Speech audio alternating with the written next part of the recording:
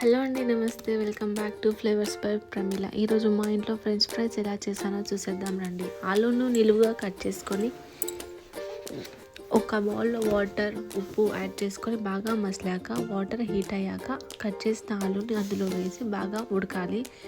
50% వరకు ఉడికాక తీసి చూడండి, ఈ విధంగా పక్కన పెట్టుకోవాలి. 50% వరకు ఉడికిపోయింది అన్న టైంలో పక్కకు తీసి ఒక క్లాత్ మీద వేసుకొని తడంతా పోయేంత వరకు మరో క్లాత్ని కప్పాలి. కప్పాక మొత్తం ఒక కడాయిలో ఆయిల్ తీసుకొని డీప్ ఫ్రై చేసుకోవాలి.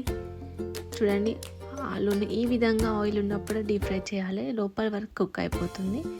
సో ఈజీగా అయిపోతుంది. చూడండి, ఈ విధంగా 70% 80% వరకు అయ్యాక పక్కన తీసుకోవాలి. చల్లారనివ్వాలి మొత్తానికి.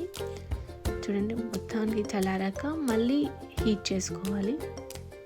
ఈ కలర్ వచ్చేంత వరకు 90-95% వరకు అయ్యాక కొంచెం ఉప్పు, కొంచెం కారం, కొంచెం గరం మసాలా వేసుకొని బాగా కలుపుకొని సర్వ్ చేసుకోవాలి. పిల్లలకు, పెద్దలకు ఇష్టమైన స్నాక్స్. చాలా బాగుంటుంది టేస్ట్. తప్పకుండా ట్రై చేయండి. Thank you for watching.